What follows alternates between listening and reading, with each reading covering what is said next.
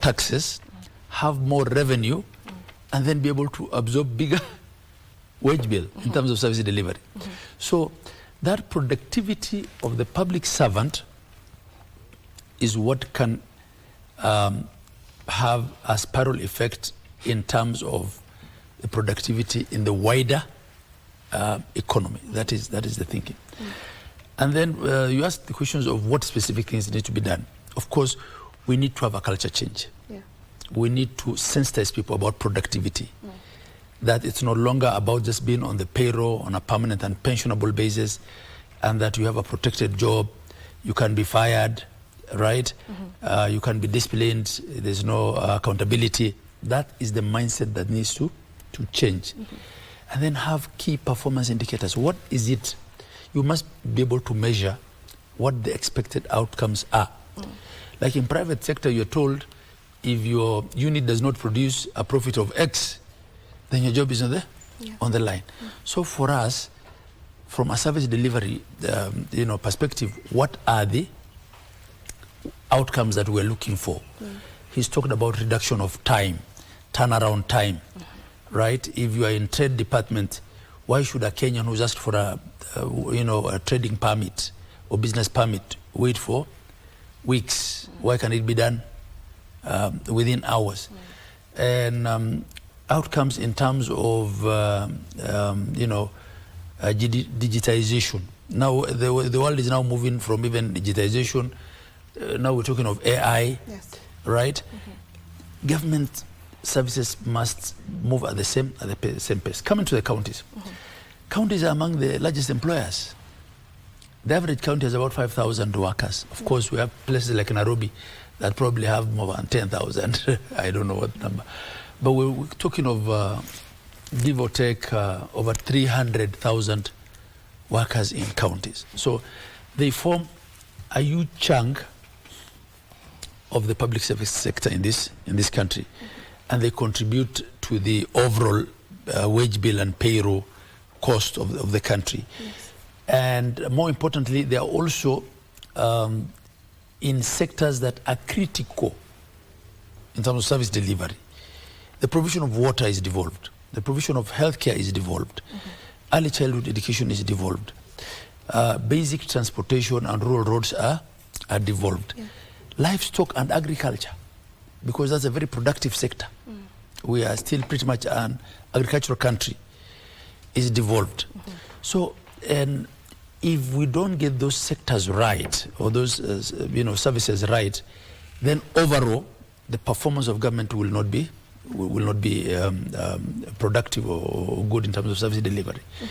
And this is why, in this question of productivity, both levels of government are critical, but so are also the other stakeholders that we work with, because there's an interface between the activities of private sector and public sector. Then we have development partners, right? So within public sector, both at county and national, there are also autonomous or semi-autonomous state agencies, both at the county, at the national level, and the counties also have county agencies, like water companies, for instance. So all these are critical cogs in that question of productivity, and all stakeholders then must work together. Even the academia, we need to research. I was watching one of the World Cup games on my phone, and I saw the Japanese, supporters. The fans. Immediately, the fans, immediately after the game was over, what do? They clean up. They start cleaning up, right? But in our settings, what do? Where you clean in the morning, you come back at midday, people already thrown trash by the roadside. So this culture change has to be pervasive. It has to be across the board. It has to be in the private, public. It has to be with the working partners that we work with. It has to be with academia. We have to research. Kenya is a country that generally punches above its weight, right? You can't talk of Africa without talking of Kenya. We are what now, 5th or 6th in terms of the size of our economy. But if you look at the International Labour Organization ratings, ILO, we are rated as number 21 out of 52 in terms of productivity. How can we be number 5 or 6 in terms of actual size of our economy? We are blessed with one of the most educated pool of young workers in this continent. Kenyans are very smart people, but yet in terms of productivity, we are rated number 21 out of 52. Globally, we are rated number 142 out of 182. Why? It means our people are not productive in the public sector.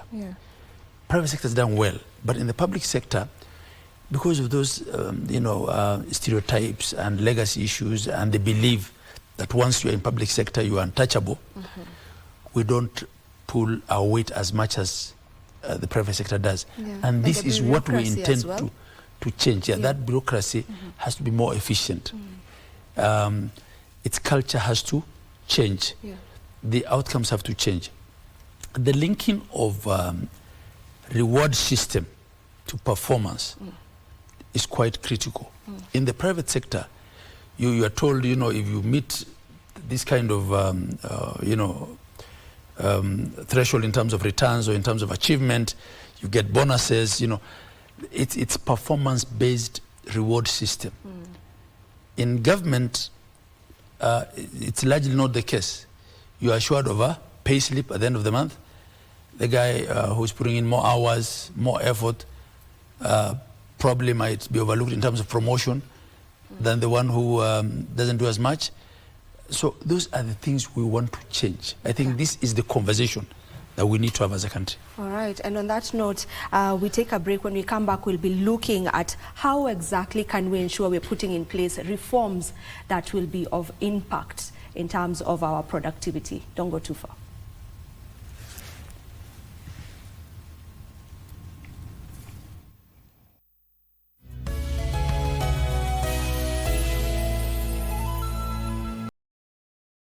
The Kenya School of Government in Nairobi under the theme Productivity for Fiscal Sustainability and Efficient Service Delivery. The conference will set the direction for a future where Kenya's public service is productive, efficient, and fiscally sustainable.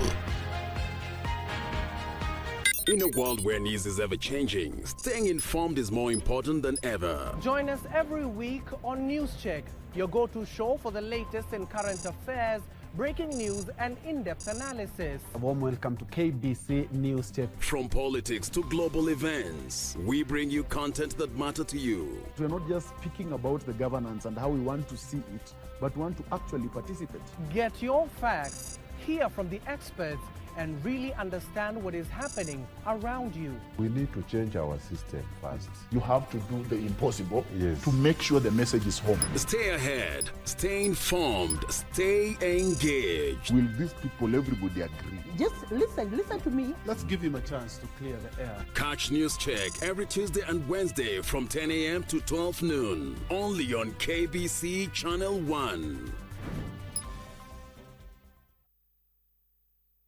Looking to advertise on KBC? KBC announcement services are now available on eCitizen. Visit kbc.ecitizen.go.ke and fill out the online application form. It's simple. 1. Complete the form. 2. Upload required documents. 3. Receive a quotation based on word count. And 4. Get notified via SMS when your announcement is ready. Please note, clearly indicate the type of announcement, service station, and all relevant details. 2. All applications must be made online only. Manual submissions will not be accepted. And 3. Announcements will air after news bulletins. For assistance, reach us on email ecitizen@kbc.co.ke or use our social media handles, Facebook, your Facebook account, and X at your X account. Or you can call us on 0723-892-654 or 0734-780-124. KBC announcements. Simple, fast, and digital.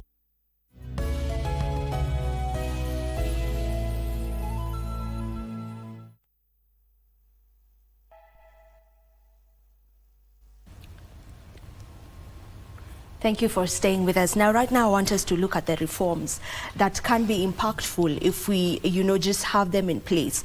Mr. Philip, there's something that the government now mentioned, that we need to look at ways in which, reward systems are performance-based, even in the public sector. So maybe what other reforms do you feel, if we get to have them in place, we are going to improve on our performance and productivity? Yeah, I don't think we really need to bring new reforms. I think just to reinforce what we already have, which is for a long time, people have just not been able to follow through. You see, we are looking at performance improvement here. We are looking at better outcomes. We are looking at result-oriented activities. We are setting targets. The targets that we set, performance targets that we set, are they achievable? Is it possible? Do we have the means to achieve that? Do we have the personnel to do that? We're just discussing now about, it has been said that Kenya has the most educated, hardworking workforce. Why is it not possible for them then to deliver? Why are they able to deliver when they are in private sector? Why are they able to deliver when they are employed abroad? When the president goes out of the country, he gets praises all over the place that the Kenyan workforce are the best that you can have.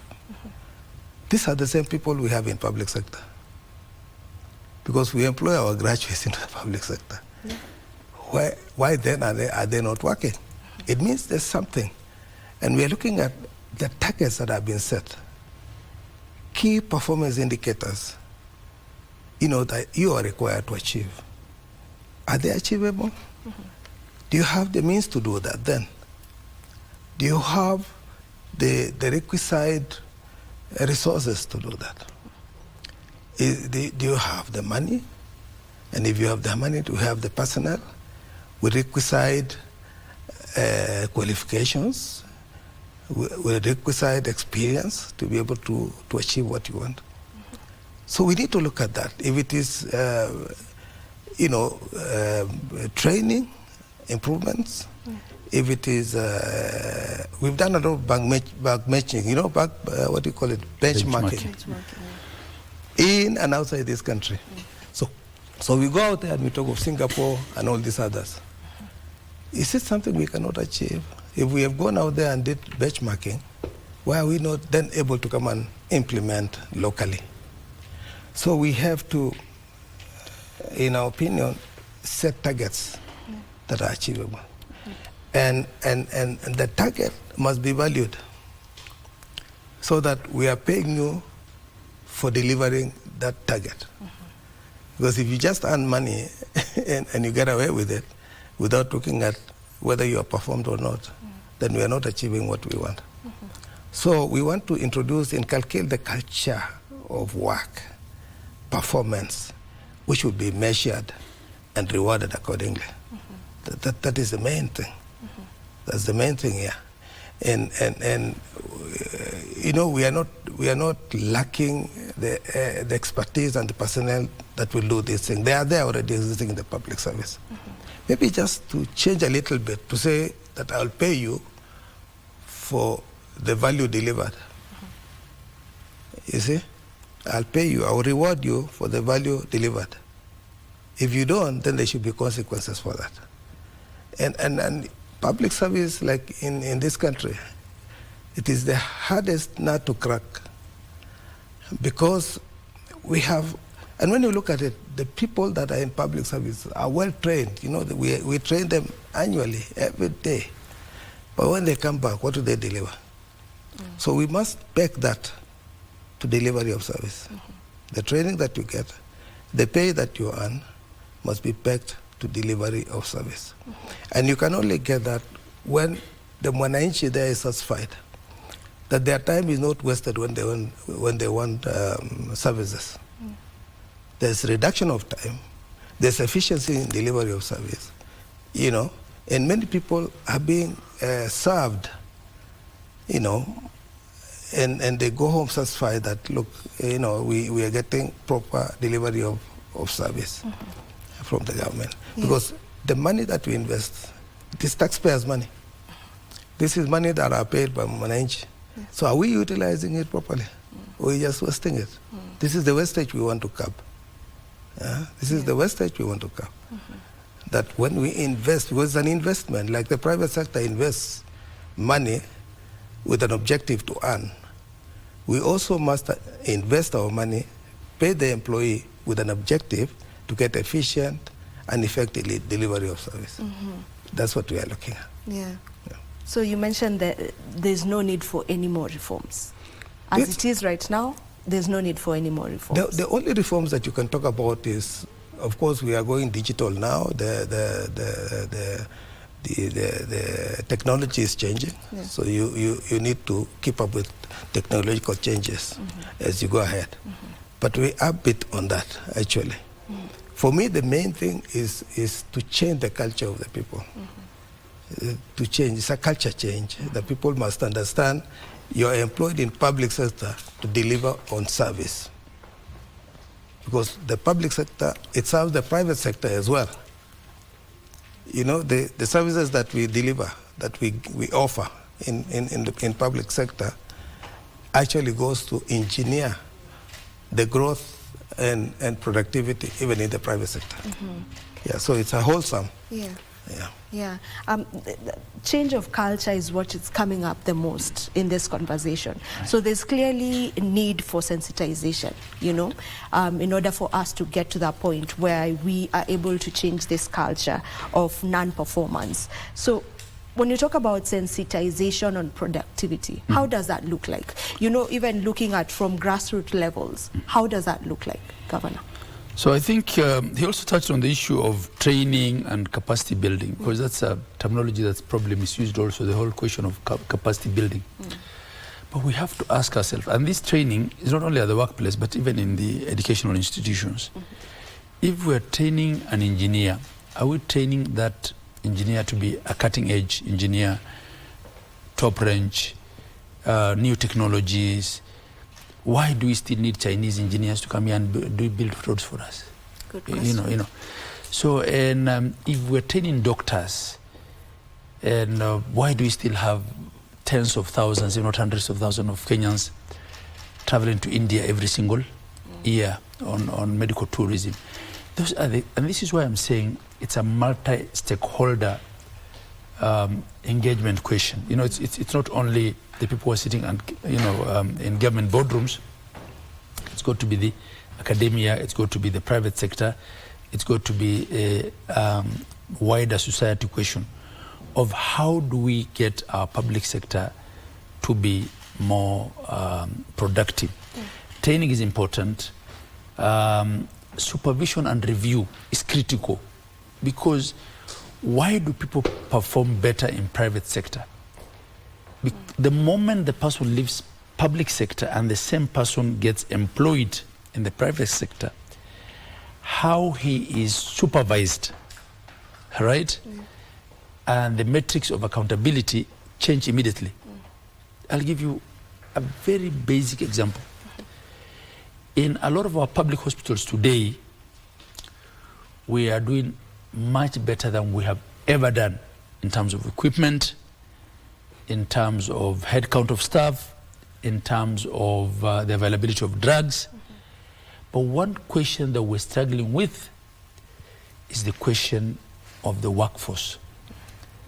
Not in terms of head count, because we have a lot more, but in terms of their commitment, right? Because the doctor who is a permanent and pensionable employee in your payroll has a clinic next door, right? And he just wants to make a technical appearance at the hospital. The supervisor is always quarreling with him about the hours he's put in. But he has a lot more hours for his private clinic next door. And sometimes he can do almost the whole night in his private clinic and expected to work at the public facility the next morning. So that question of supervision and review and discipline I think is important. So what monitoring framework is there? And then, of course, now linking it to the question of performance and pay. But also our courts have to help us. Our labor courts are quite activist on the side of the employee. Okay. Yes. And this way, there's this mindset that once you have joined public service, you can get away with murder, literally. There is nothing that will get you off the payroll, right? Because the moment you are disciplined, you rush to court. I'm telling you this from experience. Yeah. And you can always bet. On a scale of 1 to 10, 8 to 10, the labor court will be on the employee's side. We're not saying the rights of the employee should be trampled on. No. We're saying the dispute resolution, when it gets to that level, should have the beneficiary or the recipient of the service in mind. It shouldn't be just about protecting the employee. And this is why we have the question of ghost workers in counties, in national government. I mean, as one time, I think I read in the newspapers, there's even ghost workers in the police force. How can you have ghost workers in the police force? And sometimes the person would appear for a few days when they hear there's what do you call, and the staff headcount, and then disappear for weeks. It's always a fight, having people at their right workplace, given the right hours in the public sector. But it's not the same in the private sector. If a doctor is away from his consultation desk for half an hour at Aga Khan, you can bet they'll get fired, right? So those are the things that we need to. We may not need more laws.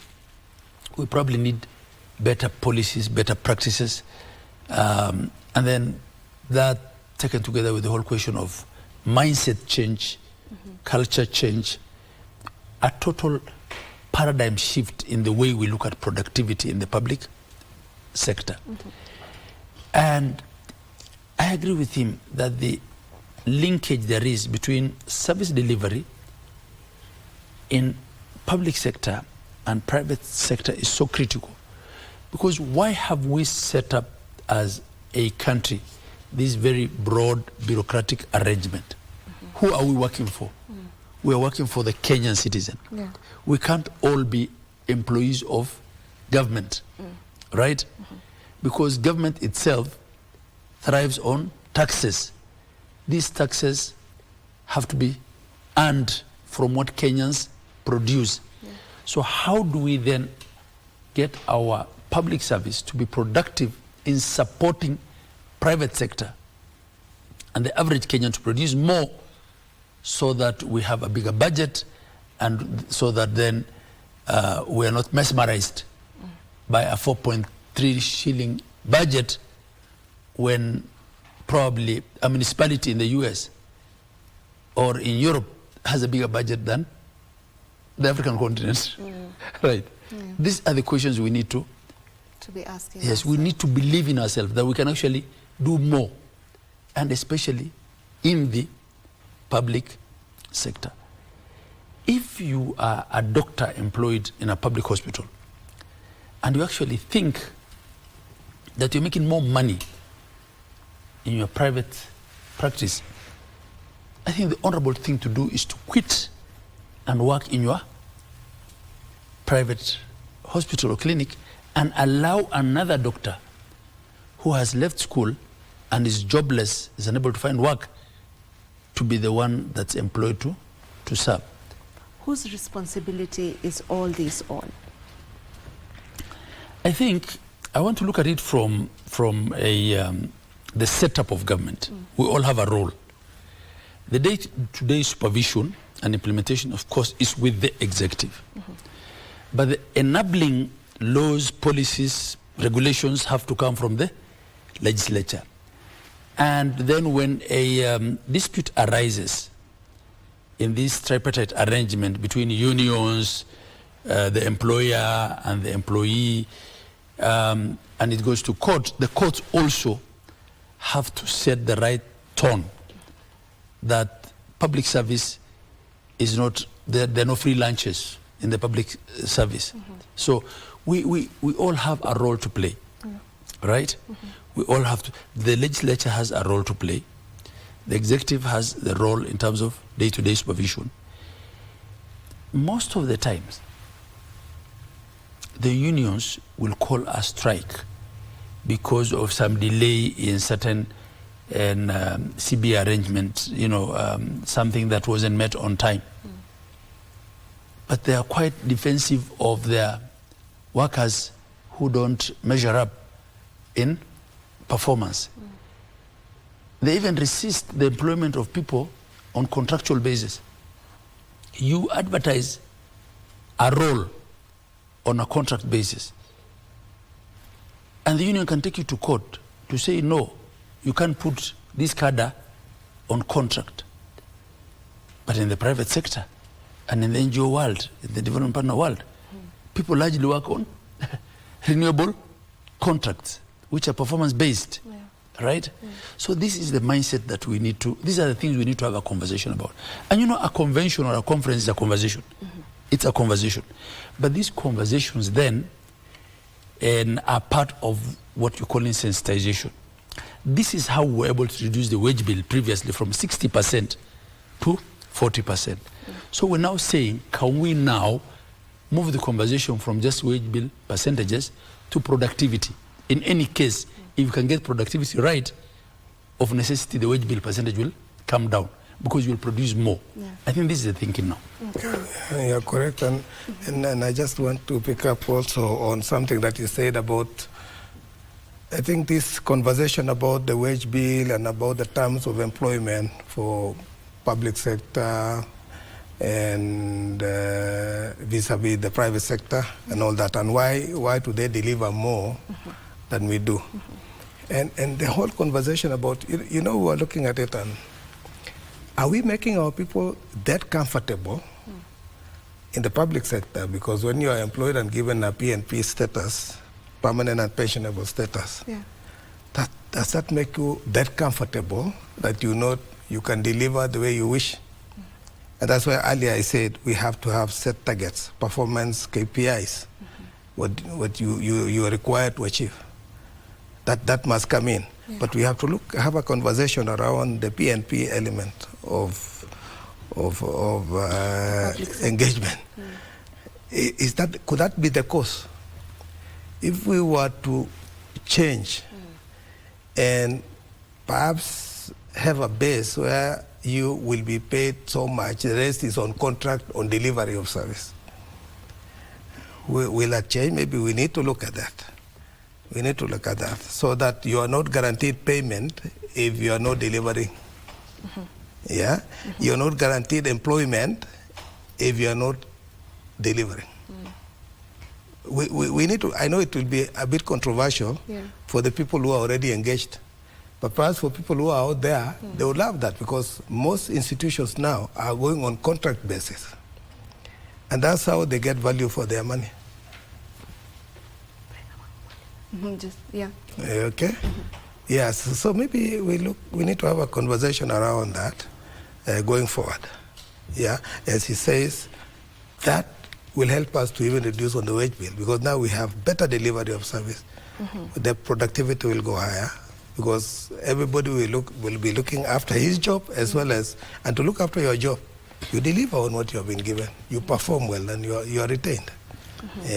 So I just wanted to add to what... And this is part of the wider conversation that government is having on a lot more things. How do we do things differently?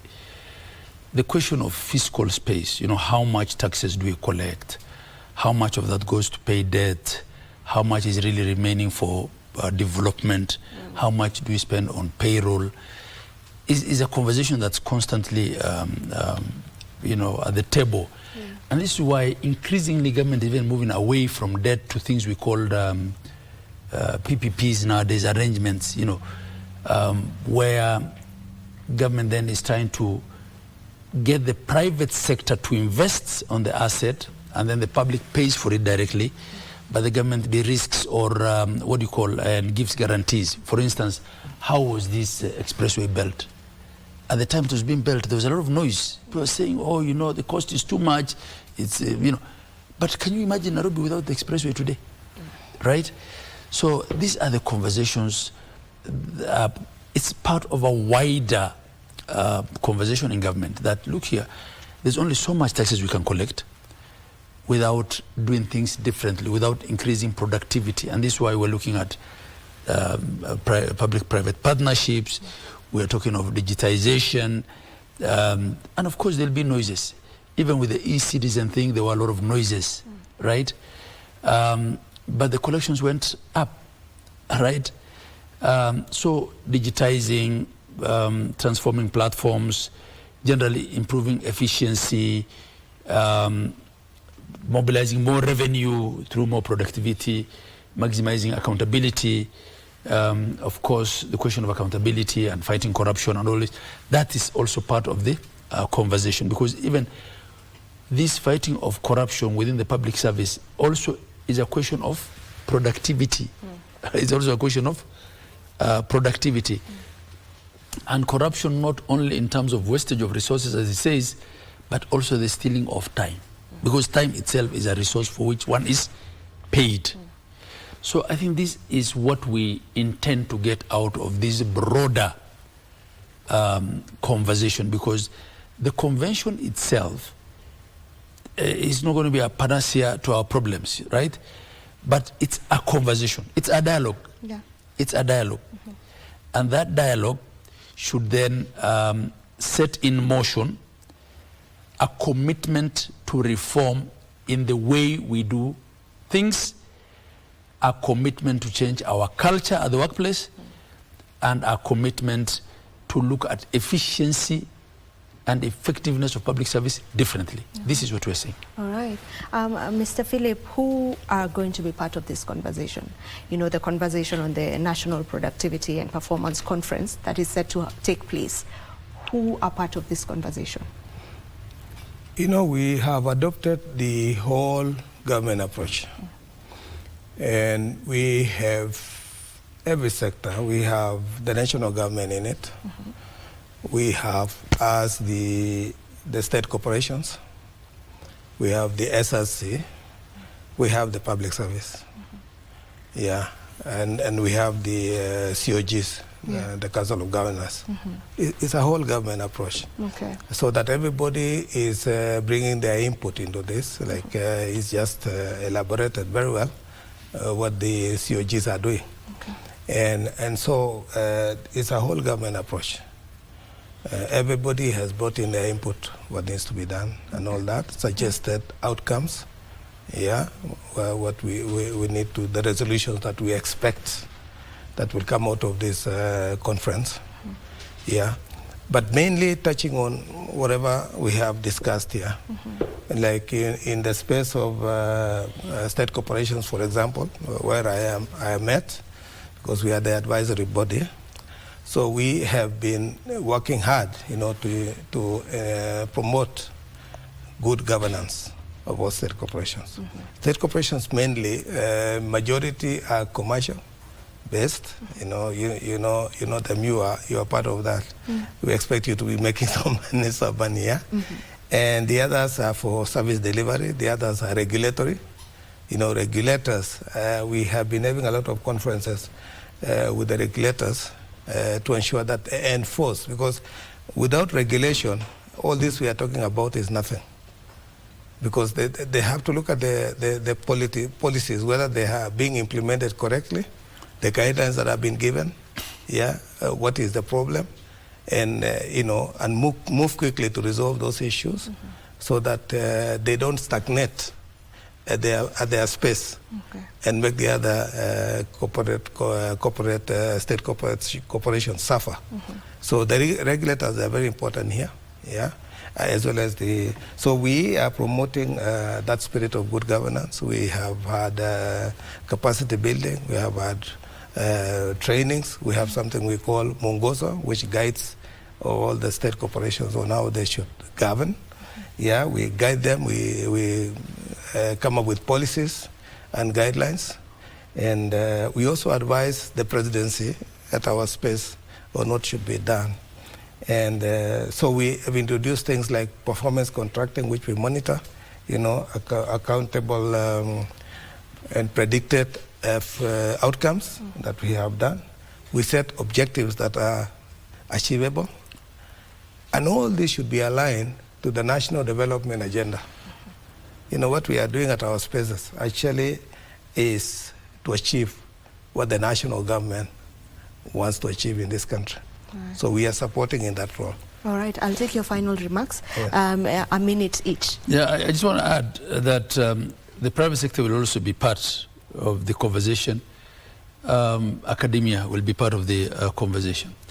So by way of closing, I just want to say that productivity in public sector is critical to service delivery. It's critical to our developmental agenda as a country. Unless there is improvement in the conduct of affairs in the public sector, there's not going to be much improvement in the wider economy or in the private sector. So we must enhance productivity, we must improve performance, we must get efficient systems, we must digitize, we must mobilize more revenue, and we must maximize accountability if Kenya has to move forward. All right, thank you so much, Governor. Mr. Philip? Yeah, I think what I would say is that, like I said earlier, when I say whole government approach, it is whole citizens approach. Each and every one of us should work towards achieving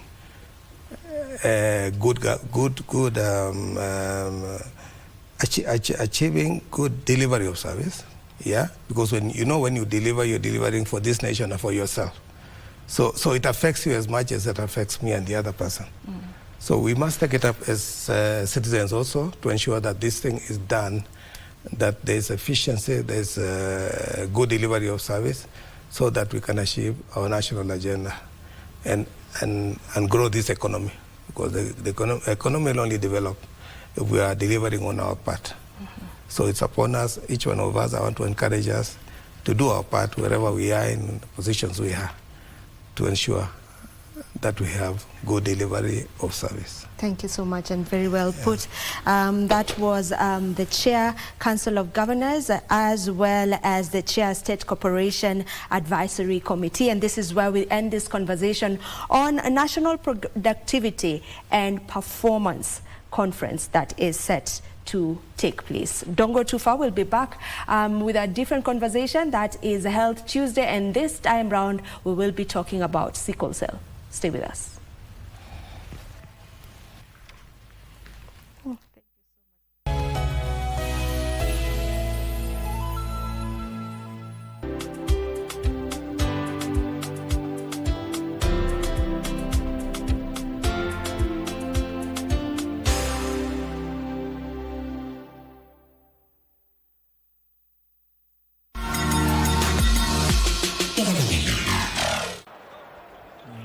Feel everybody is assuming Coruscant will be the whipping boys in this group. It's a bit rough there from Fofana. Never going to get away with that. Yeah, you've touched on it a couple of times, Keith. There does seem to be a bit of bite, a bit of needle out there between these two teams, and less than half an hour in, the referees already have to reach for a caution as Seko Fofana picks up a yellow card for that tackle on Caicedo. Yeah, he just comes thundering in. Fofana doesn't hit the brakes early enough. He knows he's going to make heavy contact. It's unnecessary. He's going to be walking a tightrope now.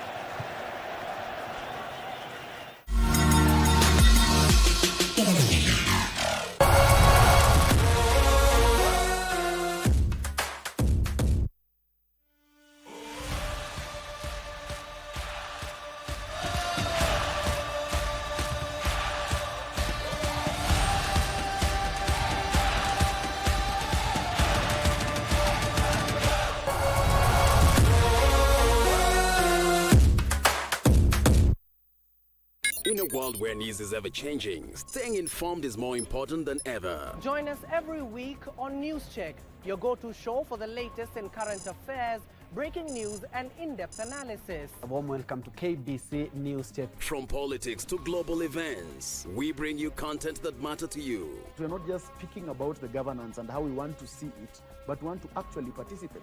Get your facts, hear from the experts, and really understand what is happening around you. We need to change our system first. You have to do the impossible Yes. to make sure the message is home. Stay ahead, stay informed, stay engaged. Will these people, everybody agree? Just listen to me. Let's give him a chance to clear the air. Catch News Check every Tuesday and Wednesday from 10 a.m. to 12 noon. Only on KBC Channel 1.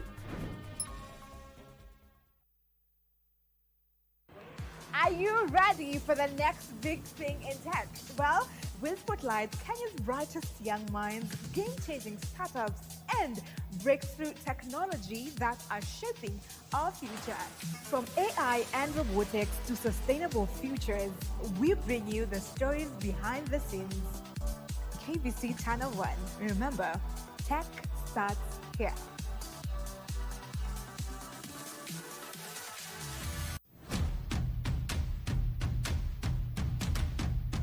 Lights on, volume up. This is where stories come alive. From local drama that hits close to home alinivamia akiwa na vijana wengine wawili. Toka nje. Mimi nyumba yako. yote ni porojo, to international series everyone's talking about. Stories that pull you in. Characters you won't forget. Stop complaining and just get out of here. Go now, go. We turn up the volume with music that moves, showcases rising stars, and bring the beat straight to your living room.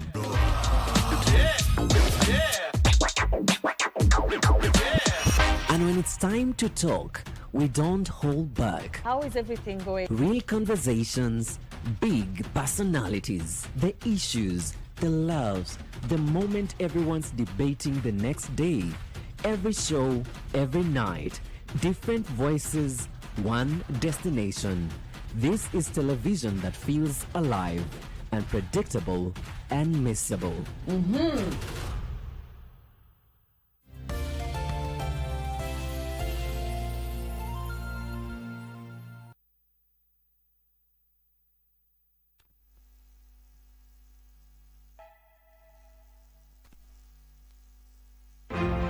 Henry Kiprono Kosgei entered politics in 1979 after resigning from Kenya Breweries Limited. At only 32 years old, he was elected Member of Parliament for Tinderet, beginning a political career that would span nearly 3 decades. Kosgei quickly became one of President Daniel Arap Moi's trusted allies.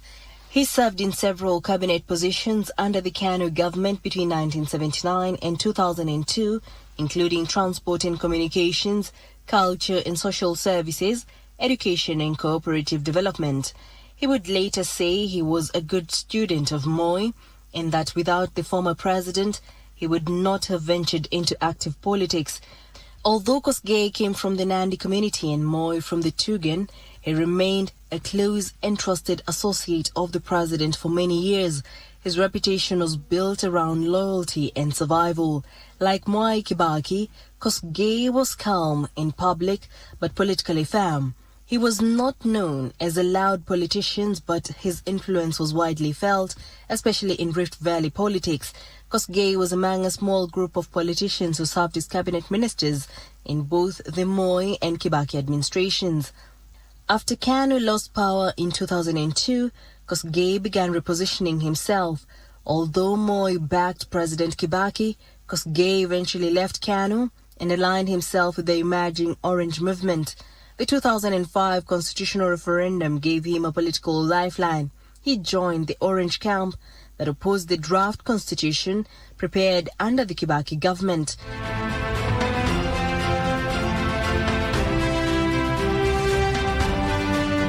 The Orange camp included Raila Odinga, Uhuru Kenyatta, William Ruto, Kalonzo Musyoka, Musalia Mudavadi and Najib Balala.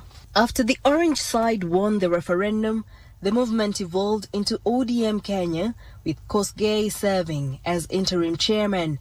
When ODM Kenya split ahead of the 2007 elections, Kosgei sided with Raila Odinga and was elected again as Tinderet Member of Parliament on an ODM ticket. Following the disputed 2007 general election and the post-election violence that followed, Kosgei was among opposition leaders who supported efforts to heal the country.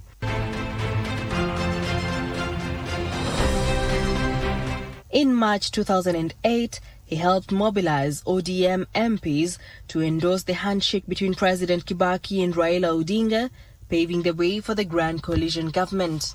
In April 2008, Kosgei was appointed Minister for Industrialization in the expanded cabinet. As minister, he oversaw the implementation of key industrial policy, including elements of Vision 2030, promotion of quality products, support for domestic and foreign investment, and supervision of several parastatals under the ministry. He also played a role in the establishment of anti-counterfeiting agency and promoted industrial development through partnerships such as the memorandum between Kenya Industrial Estates and India's National Small Industries Corporation.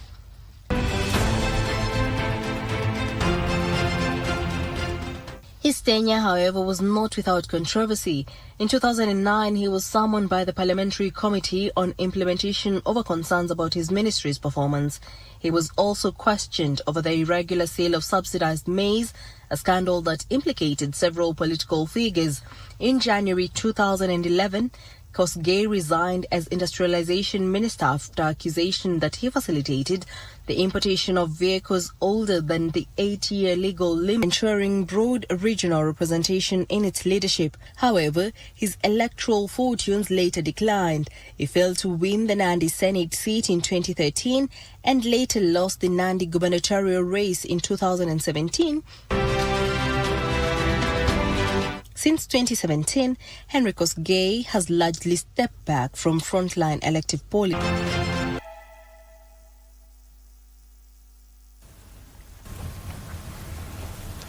And it is now time for our health check segment. And this morning we will be talking about sickle cell and the survival gap.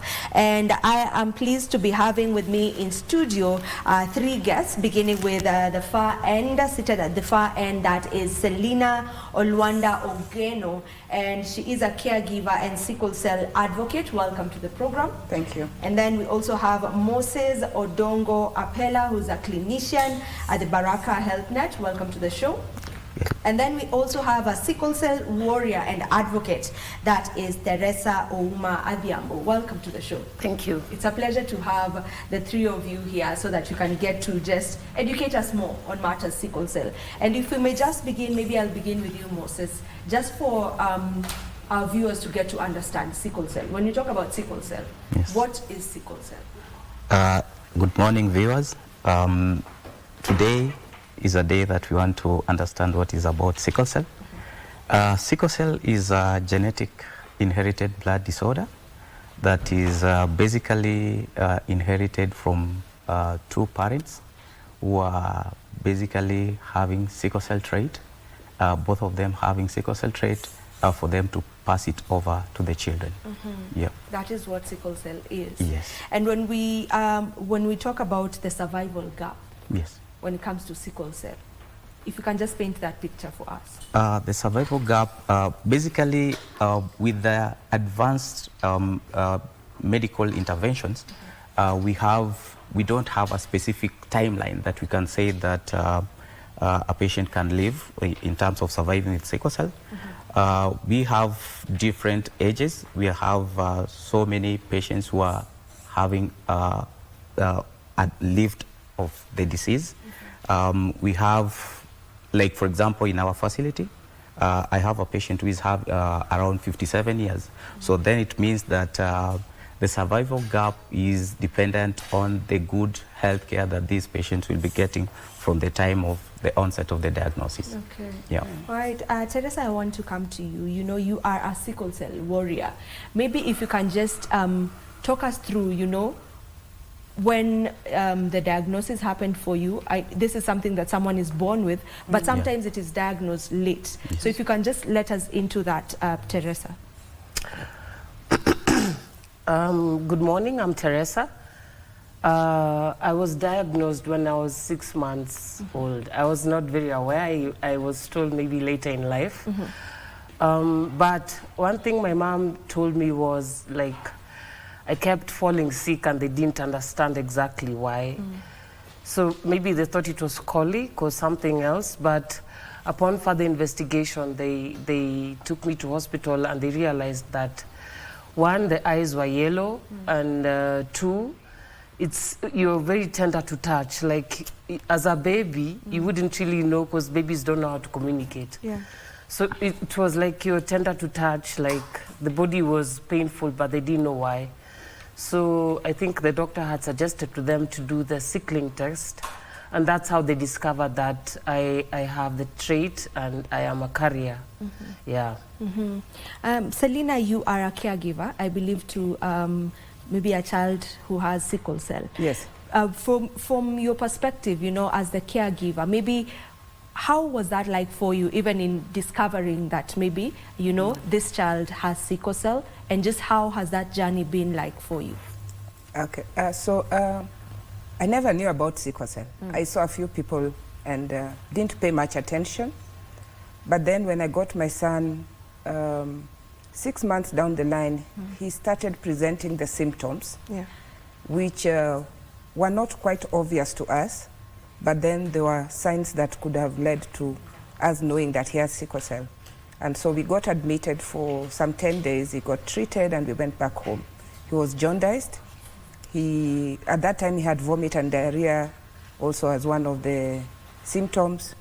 And then he was just lethargic. So when we went back home, things went back to normal. And then one of the things I noticed is that he was always jaundiced. And so because he was a premature baby, they used to tell me the 10 o'clock sun, the 5 p.m. sun would be able to clear the jaundice. And then when he turned 9 months again, the same thing happened. This time again we were admitted, and 10 days into the hospital is when then one of the doctors comes in, and the interesting thing is she requested for his surname. And I was very offended, like, why would a surname be associated to a disease? And so they tested for sickle cell. During our time, it took a bit of time to get the results, so it took about 2 weeks. And when I went back for review, it was when I was told he has sickle cell anemia. Of course, it's shocking. It's devastating, considering that we never saw many people living with sickle cell, and the myths and misconceptions that we had out there were that people living with sickle cell cannot live to a certain age. What was the correlation between the surname and the trait? Yeah, so sickle cell has always been associated with people who live within the malaria endemic areas. And so coming from the lakeside and being that it's a malaria endemic zone and it's a place where they see more sickle cell, I think that's why she asked for the surname. It was quite some time back, so I think those are some of the things that they would use to determine if a child has sickle cell. Moses, you know, for both Teresa and Selina's son, the symptoms started showing at 6 months. Is this usually the case, or and also you can let us know what are some of the early signs that maybe parents should be looking out for? Yes. The signs and symptoms of sickle cell really doesn't have a timeline. We have patients who present, like, for example, the one for Selina, who presented at 6 months, 9 months. We also have those ones who present later in life. I've seen one at 15 years. Basically, the determinant of the onset of signs and symptoms will be what we are checking here is the abnormal hemoglobin. There is abnormal hemoglobin called S, which is the dominant genetic predisposition that we inherit from our parents that will make your child to be having sickle cell. If this abnormal genetical makeup is high in percentage, then the symptoms will be presenting early in life. If you have a higher percentage of the hemoglobin F, for example, then you will realize that your child will be having less of the severe forms of signs and symptoms. The early signs and symptoms of this disease, basically, as Selina has mentioned from her son, the first thing that parents will be alarmed of is the yellowness of the eyes. They'll start having the jaundice, which we call the jaundice. The other thing is these are children who will be prone to having fevers. The parents will be telling you that most of the time my child is running high fevers. The other thing is bouts of pains. The pain could be in different parts of the body. It's not only specific areas. The other thing, they could be presenting with swelling. The swelling, this is very common in the young ones, probably under 5. One of the things that this child will be coming to the facility complaining is either they are swollen on the fingers, the hand, the feet. The other thing is the pain could also be either on the stomach. So pain is not just confined in one area. The other thing is delayed milestone.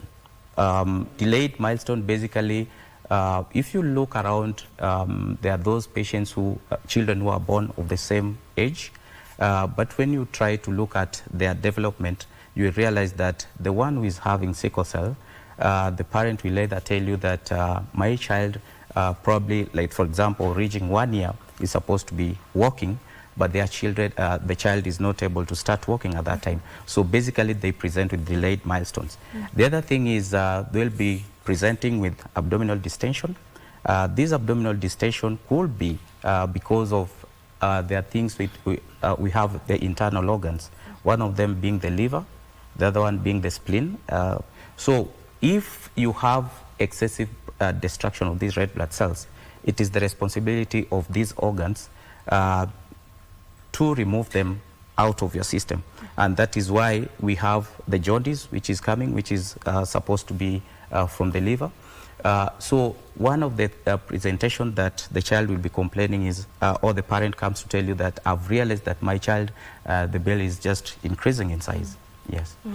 Now, since this is a condition that one is born with, yes, shouldn't we be having these screenings at birth? Definitely.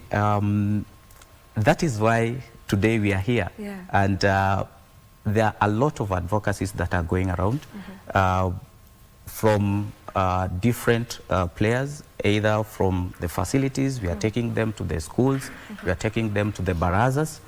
We are making people to understand that sickle cell is a disease that was there in 1940s, not even just the other day. And what we are now encouraging is early screening, premarital screening. We're also encouraging mass screening. We have always been doing other activities, like for example, we do awareness through football matches. This is just basically to make people understand that Selina talked about the region, about the surname. People do think that sickle cell is just for a certain region, but I can tell you that in this era that we have intermarriages, then it doesn't only mean that if you are coming from Western Kenya, you are coming from the coastal region, or the regions that have got large water bodies, then you are the only person who is a high candidate to have sickle cell. We have seen scenarios where we have other regions which originally didn't have issues with the sickle cell, but because of intermarriages, now we are having these new diagnoses from these particular tribes. So the most important thing is starting to screen at early age. Let's do this awareness. Let everybody come to understand, and especially even just what we are doing today. We are doing sensitization. Everybody who is watching us, wherever they are, at least now they have to understand that sickle cell is there. Let's do the screening, and especially the ones who have already had an history before. You have a cousin, you have a family member who have been diagnosed of sickle cell. These are most priority areas that we really want to screen them. Yes. All right. Teresa, I would love for you to just let us in on maybe how, or if at all, sickle cell has been able to affect your everyday life, your social life, when it comes to education, and how that looks like? Maybe I'd rush you through growing up sickle cell. Yes, please. When I was in primary school, he's described a condition called dactylitis, where your fingers get swollen. So I remember one time I didn't do my homework because I couldn't write, I couldn't pick up a pencil. My fingers were swollen. And the teachers didn't understand. So, of course, in the 90s, there was corporal punishment for not doing homework. I remember being beaten thoroughly for not completing it.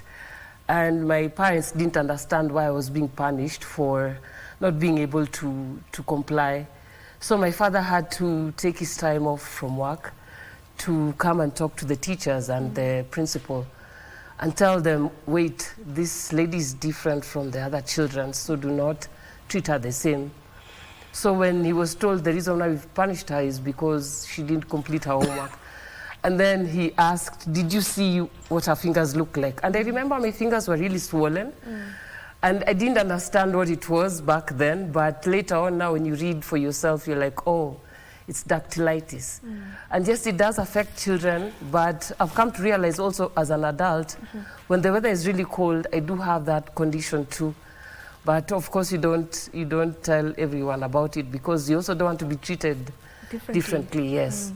As a kid, I also remember wanting to run, and my mom always yelling from the window, why are you running? And you know, as a kid, you don't understand. Everyone else is running. Why am I the one who's not supposed to be running? And then, you know, in the evening, you'd honestly, after you've run the whole day, you'd fall sick. You'd lie down, and within seconds, you'd feel your back is aching, your arms are aching, your feet are aching. And I guess what our parents really didn't do much in the 90s was not explain. We'd never had that parent-children, the friendliness that we nowadays have. So, but I see nowadays parents that have children with sickle cell, they at least sit them down and they tell them, hey, you have this condition and this condition does 1, 2, 3, 4, 5. Yeah, I guess for me now as an adult, in retrospect, I'm like, my advocacy mainly is to actually tell the parents, you need to actually sit down with the children and explain to them why they are different. Don't just copy-paste and say, I've told you not to do that, do not question me, you know. Yeah, so growing up, I knew I was different, but I really didn't fully understand it.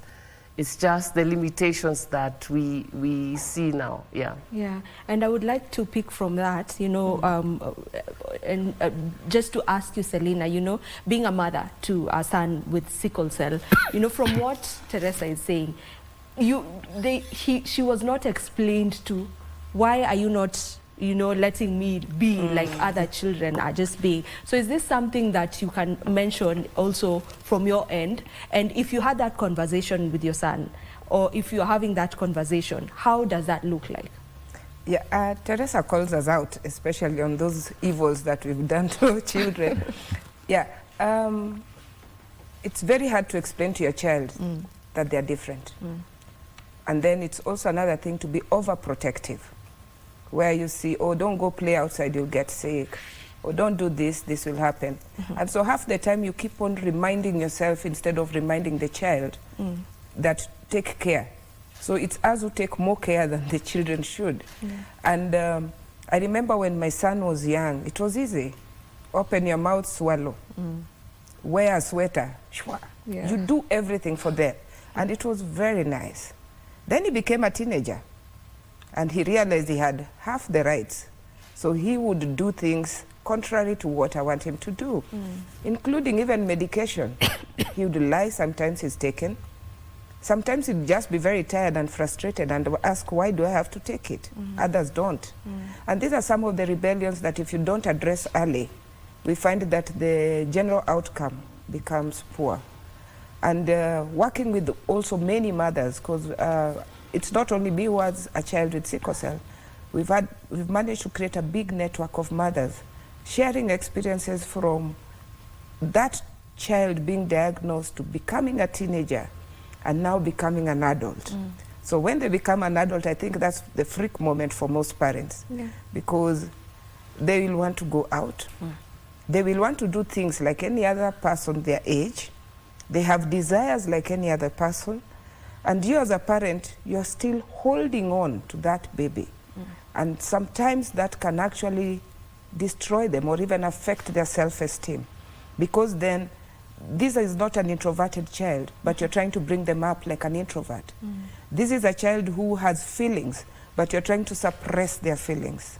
This is a child who is very talented and can move out of your house, but you're still holding on to this child thinking that that disease is going to finish them.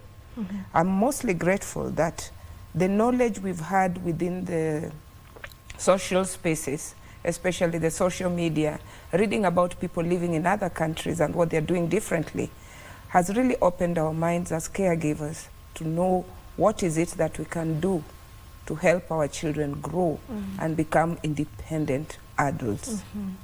Okay. Moses, I want us to talk about treatment. Yes. What does treatment look like, you know, for a person with sickle cell? And maybe are there advancements that we've been seeing over the years that are helping? Treatment of sickle cell has really evolved. If we look at way back when the treatment started, we had very limited options of treating these patients. But with new advancing of technologies, we have new commodities coming on board. And one of the challenges that we still have is that sickle cell is, the medications are still way expensive for most of our patients to afford. And the availability of these medications are also a big issue. One of the treatment, I'll just highlight the treatment that basically once your child has been diagnosed of sickle cell, this is the mandatory treatment that they have to be given. One is we have the supportive treatment, and then we have the definitive treatment. We have a component called folic acid. The folic acid, basically, we started from the onset that this child is getting diagnosed. And they use it for the rest of their life. So it's a drug. We start from the day that you are diagnosed up to God knows. We don't know when, but it's indefinite. We also have penicillin V. Penicillin V is a prophylactic antibiotic. Earlier, I told you about the recurrent infections, and one of the complications that these children have is about 80% of them in their lifetime, they get infections from the bacterial microorganisms. And therefore, this is because they are predisposed due to the nature of what we call the spleen. Most of the time, every time they are having hemolysis, hemolysis is basically the breakdown of the red blood cells, will have the impact going to the spleen, which is one of the erythropoietic tissues and one of the organs that is really responsible for making sure that you are prevented from getting the opportunistic infections. And therefore, the PenV is very important for them. We are giving them up to 5 years of age, depending on if your child has been vaccinated. We have important vaccinations, which are basically for those who are having sickle cell, and this is the pneumococcal vaccine, meningococcal vaccine, and the H influenza vaccine.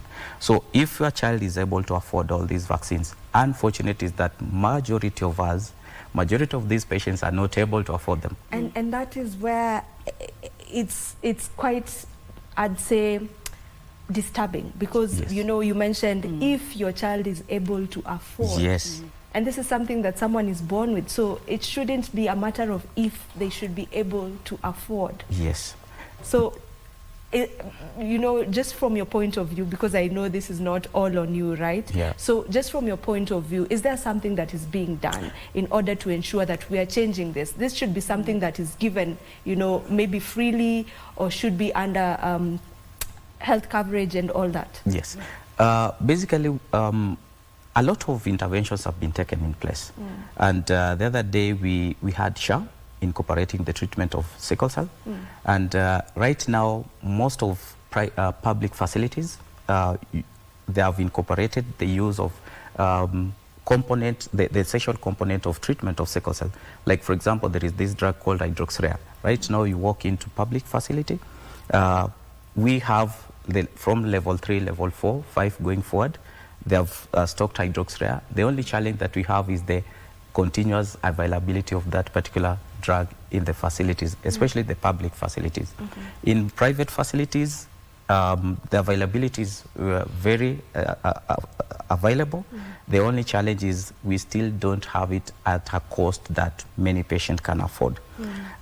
If you take a statistics like, let's say a patient who takes 1 capsule of hydroxyurea.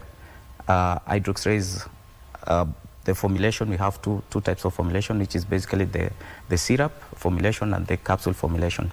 Let's take a simple one. Who takes 1 cup in a day? The cost ranges between 15 shillings up to 60 shillings. So depending where you are. So let's talk about that patient who is in remote area. That patient who cannot afford a meal in a day. Will they be able to afford the hydroxyurea or to put the food on the table? So we'll realize that majority of these patients, they still suffer in silence because the cost of these medications are still very high. Their availability still another issue. So, but the SHA has come in place. And most of public hospital right now, you walk into any facility on the public hospitals, then having a SHA. That is why even in our facility, we still encourage every patient who comes. As in Baraka HealthNet, we are a non-profit organization. Therefore, the cost that we charge is way minimal for these patients. But still, we do an outpatient services. And one of the things that we know, in one way of their life, they will have to be admitted in the hospital. In the event that you get admitted, what happens? That is why we still emphasize for them that all our patients must enroll on the SHA uptake. That will make it very easy in the event that you are going to be admitted. One of the things that comes handy is blood transfusion. Most of these patients, in one way of their life, they'll be transfused. In the event that they get into inpatient, this is now where the SHA comes handy for them. Yes. Right. And the other thing is about different stakeholders. We have, for example, the Children's Sickle Cell Foundation. We have other organizations that have come in place. They have really tried to negotiate for these patients, especially the different, for example, the availability of the hydroxyurea. In the early years, it used to be, you could find hydroxyurea going up to 60 shillings. But right now, majority of the facilities are ranging between 15 up to 30 shillings, courtesy of these organization groups, which are basically championing for the welfare of those people who are living with sickle cell and who have been affected by sickle cell. Okay. So clearly there is still a gap there in matters accessibility to specialized care. And even as we approach the World Sickle Cell Day, which is why we are having this conversation, it's going to be on Friday. I hope these are things that we'll keep sensitizing on and championing for, so that we get to at least have a solution for that mother who is not able to even afford that 15 shillings for that. Teresa, maybe if you can just let us know, are you on medication every single day, and what medication are you on? Oh, you have to be on medication every single day. Hydroxyurea, folic acid. On the pen V, once in a while, I can't afford, let me just be honest. Medicine is a bit expensive, so I know I have to be on hydroxyurea because that's the one that at least keeps you safe from being sick all the time. It's the one that helps you develop, Daktari, what is the nini? Fetal hemoglobin. Fetal hemoglobin. Yeah, so at least it helps you not fall sick a lot.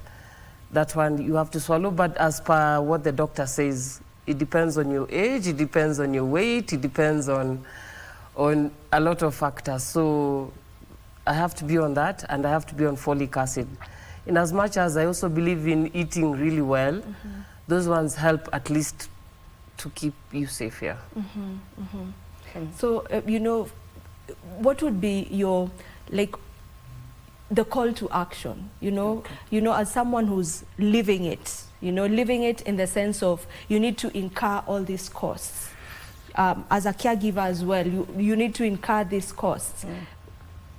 What would be your, just for someone, maybe for the relevant authorities who may be listening or watching us this morning, what would be your word? Talking about that, call to action. First of all, according to the national statistics, they say every year 14,000 children are born with sickle cell disease in this country. Out of these 14,000 per year, how many make it to the age of 5? We still don't know. So we need to have a national registry that determines how many people are affected by sickle cell, by location, and also just where they attend their clinics. There's been a lot of training that has happened in this country, and I'm happy because when we were there were a few doctors who understood sickle cell. But today there's a lot of capacity building that has happened. And I'm happy to say that just recently there was a group of clinicians who have been attending a preceptorship training, which has also built the capacity. But then when you take this person to a facility that is not well equipped, what are you telling them? Because when you go there, they cannot diagnose. They cannot dispense medication because it's not readily available. The health funding is a bit wanting because if you tell this person, go buy this medicine and they don't buy it and the next time they come, it's a gap. So my call to action is, can we have facilities that are well equipped and can also match the capacity that is being built to support people living with sickle cell? We have 18 counties in this country which are heavily burdened by sickle cell. How can these 18 counties be brought up to speed so that if I walk into any facility, I do not have to worry if they understand me or not? I can tell you for a fact that today many people living with sickle cell fear to travel around the country because they don't know if I get there and they don't understand me, how will I survive? And so you want a place where your emergencies are treated as emergency. You want a place where you are known for who you are and not every time they start querying. I'm happy that the Ministry of Health, in partnership with many other stakeholders, are thinking about this national registry. But all I can ask is, how fast can it be done? We have SHA now accommodating part of sickle cell care, but it will only be practical if we already know that this is what SHA covers and this is what these facilities can give. And I'm also very grateful that most of our private facilities are stepping up to make sure that what is the gaps that we are facing within the private facility, within the public, they also make up for it. But it is not everywhere. It is not everywhere in this country that you will find people complementing each other's services. In this country, we have more than 40 organizations that work with sickle cell. We work under an umbrella body known as the Sickle Cell Federation of Kenya. And under this, we are trying to bring our voice as one voice, saying that Kenya is in need of proper structures to be able to care for people living with sickle cell. All right. Maybe Teresa, as we almost come to a close of the conversation, what would you say are some misconceptions around sickle cell that you would love for us to demystify today? One, we are not weak. It's an assumption that now maybe if you have sickle cell, you're supposed to dim down. I remember, like, I'm a very active person by the way. I own a business, but even in my younger days, in my early 20s, I used to be very active in church. I used to be very active. And I'd hear my mom always running to the youth leader and telling her, please just give her less roles. But I'm like, no, my cognitive ability iko huko juu, so I want to do many things, and I want to show other people that have sickle cell, hey, in as much as you cannot maybe do exercise, you can do like 110 things. You can capitalize on your talents. You can be a designer, you can be so many things. You can be a church leader, you can be in the worship team, you can be in the drama team, you can be everywhere, as long as at least it's not constraining you physically. Yeah. I feel people feel like we are not supposed to do a lot, but yes, we have the ability to do a lot, but maybe in a capacity that only us can understand. I can say, I can't climb Gong Hills, but for sure if you give me a program to run, I will run that program and you'll be like, yeah, call her again, we do it again, you know. So I feel, one, don't limit us. Parents should also be able to at least loosen the harness and say, okay, you want to do 1, 2, 3, 4, 5. Just looking at you. Yes. Do 1, 2, 3, 4, 5, but please remember, hydrate, take care of yourself, wear a sweater when it's cold, you know, do the precautions. But live your life fully. Don't live your life limited or thinking that the disease is something that will hold you back. No, it's not. In fact, it should be the plus. You'd be like, yeah, I am Teresa Biambo Uma, I'm a fashion designer. I do 1, 2, 3, 4, 5, but I'm also a warrior. That should just be like a plus on the side. I love that. I love that. Do you feel like there's still stigma? There is a lot of stigma. It's been unfortunate and unfair that many of us do not really fathom or know what sickle cell is. So because of that barrier, you'll find maybe people are not dating those who have sickle cell, or people are not hiring those who have sickle cell because of certain fears. But that's actually why we are advocates, because we try to educate the masses and try to tell them, by the way, this disease is not something that's contagious, 1, or 2, it should not be able to say that we are lazy or that we are limited. We are not. Yeah. All right. Moses, yes. There's something you had mentioned. I want us to touch on it a bit, on the late diagnosis. Yes. You know, you mentioned it can be as late as 15 years. So is there an effect, or are there effects of late diagnosis? Yes. Yeah. Basically, the earliest you are diagnosed, the better the quality of life you'll get. Because remember, we talked about this abnormal hemoglobin, which is the S. These patients, they are getting late diagnosis, not that they didn't have the disease, but it could be a system failure. We know of areas that a patient walks into a facility, the facility is not equipped enough to make a diagnosis of sickle cell. We are talking about excellent centers of excellence. What are these centers of excellence? These are centers that have got the gold standard screening tool and diagnostic tool. You get a patient that you suspect could be having sickle cell. You refer them to another center. It is possible that you might get lost of them on the way. The other thing is that, about the misconception, we still believe that sickle cell is a taboo. It's something that, like a witchcraft. So you end up losing these patients into the herbal medicine. You end up losing these patients into other practices. So by the time they'll be coming back to the facility, it will be too late. These are the people now come at 15 years. Already, we have those late complications. Like one comes already having a stroke. One come already having we call them leg ulcers, which is very chronic, not able to be managed at that time. Those who comes already have a vascular necrosis. All the hip is already gone. So these are things that will be as a consequence as a result of getting late diagnosis. Okay. Yeah. I want us to speak about this, and I want you, Selina, to be the one to do it, and I want you to do it in less than 30 seconds. Wow. For a parent, mother or father, whose child has just been diagnosed with sickle cell, what is your word for them? That's your camera. Very quickly. For any caregiver who has discovered their child has sickle cell anemia, there's hope. The first thing you have to do is get connected to a facility, make sure there's regular checkup, and just follow the rules of the doctor. There's no other person who will guide you better than the doctor who is seeing your child. Thank you.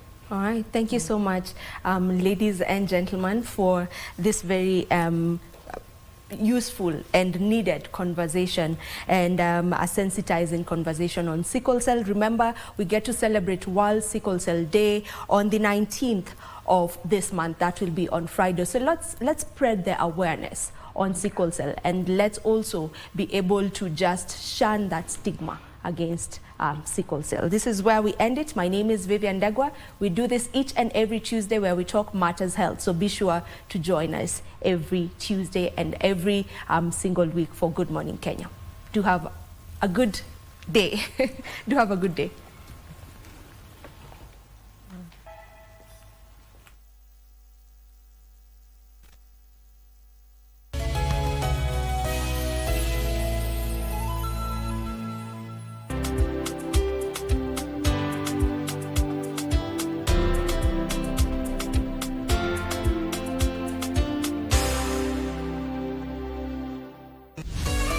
Got the fear of missing out? Want to keep up with all the latest entertainment news and latest celebrity gossip? From the latest rumors to popping events to the newest fashion trends, here is where you get all the tea or juice when it comes to entertainment, and you get it served on time.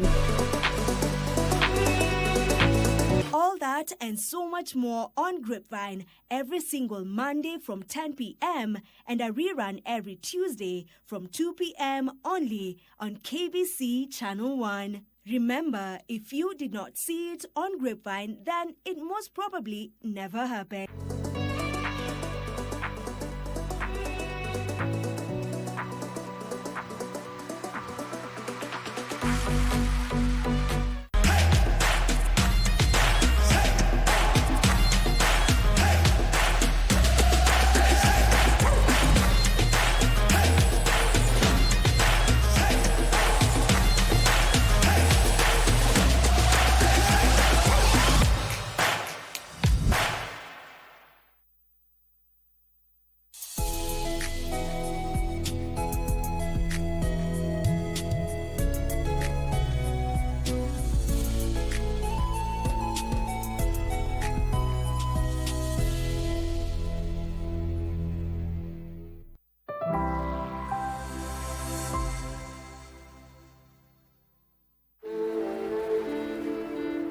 Out of 1,000 births in Nigeria, 429 of them end up as stillbirths.